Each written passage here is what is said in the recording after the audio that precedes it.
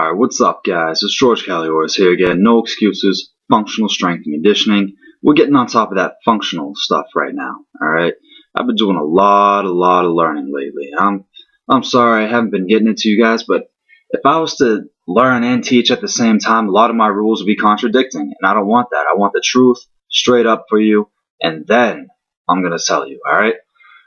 First thing I want to get to today, contralateral movements. Now, contralateral is just a fancy word for meaning opposite side of the body, like right foot and left hand working, alright?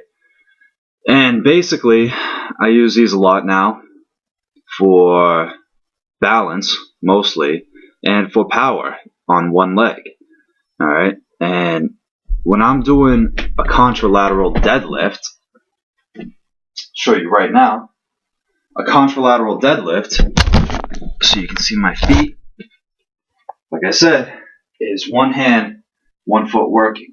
So now you got one hand and 1 foot, you're balancing on this leg, okay? Your knee is tracking your toes still. Can't really see my toes, but imagine that your toes and your knee form a straight line, so you kind of have to go on the outside of your foot, pushing your knee outwards, alright? Other arm comes up at a straight angle. Okay, other arm comes up, keeping your balance, keeping your shoulders level, right? And then you're sinking down into your heel, keeping that balance, stretching your hamstrings, all right? It's just like a deadlift now, but you're on 1 foot. You drive your heel into the floor, and you blast yourself back up. There's really not much balance to it, okay? Here it is again, from the side. Okay? Just like that. Some people are going to have a greater range of motion. Some people are going to have less of a range of motion. It's all in how much you can stretch and how far you're willing to stretch too without losing your balance. But the same basic idea of a deadlift. You want to cut your foot in half with that weight. Alright? Another thing I want to talk about today is same side. Okay? So, contralateral is the opposite side. So what do you think same side is? Alright? Same side now. Left hand, left leg. Alright? Look at that. Even easier. Alright? But watch my shoulders. They don't droop and they don't slouch over. Straight back. Alright, maybe it's drooping a little bit, but don't get too crazy with it where you're like way out here and then you're defeating the whole purpose of the exercise. Okay? Keep them nice and level. Alright? If you're having a hard time using a little bit of weight, I want you to go and do what's called a single leg reach. And when you do a single leg reach, I want you to throw your arms way back. Alright? Way back, palms up. Alright? Just like you're searching a detainee or something. Alright? And that way, you're getting retraction up here because we're all slouching now. It's all a seated centric society. Everybody slouches over. So pull your arms back, squeeze your traps, squeeze your rears, squeeze your rhomboids, try and touch your shoulder blades together. Okay? And now I want you to do the single leg reach, just like that. Alright? Keep your balance. Pick a spot 5 feet in front of you on the floor and do it. And look at that spot the whole time. Okay? So up close, this is what it looks like. Palms are up. Okay? Shoulders back. When you're leaning forward, you don't rotate your hands. Okay? They stay up the whole time. It's going to look like they're rotating, but they shouldn't be. Alright? Now, when you're doing these contralateral deadlifts, or same side, or whatever, alright, always try and squeeze your core. It's basically what it's for. Alright? You're getting a core workout with your deadlifts, or your step-ups, or your lunges. Okay? You can mix these all in.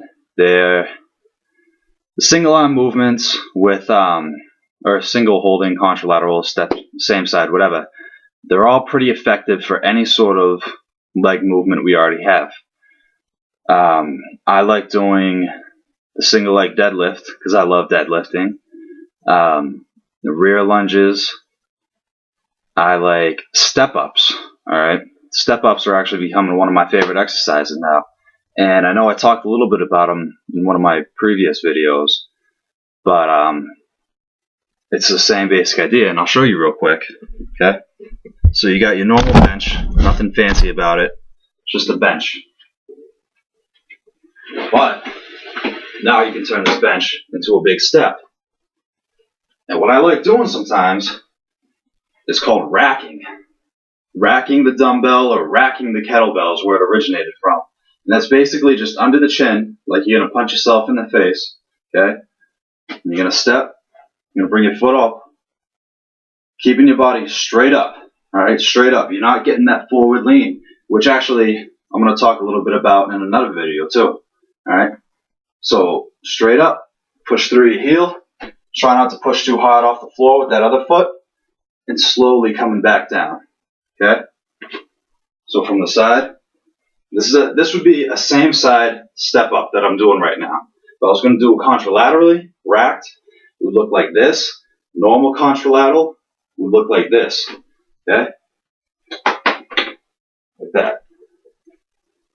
You are going to have a little bit of lean because you have to lean a little bit, but really, really try and control that. Because the more forward you lean, the less it's actually going to work your leg.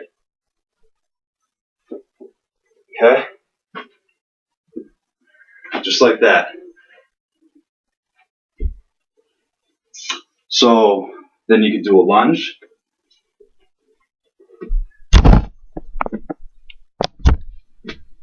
Do a contralateral lunge. Okay? Working that core. And you know, it's all in how you periodize too. You want to do heavy. You don't want to do heavy weights all day. All right, every day.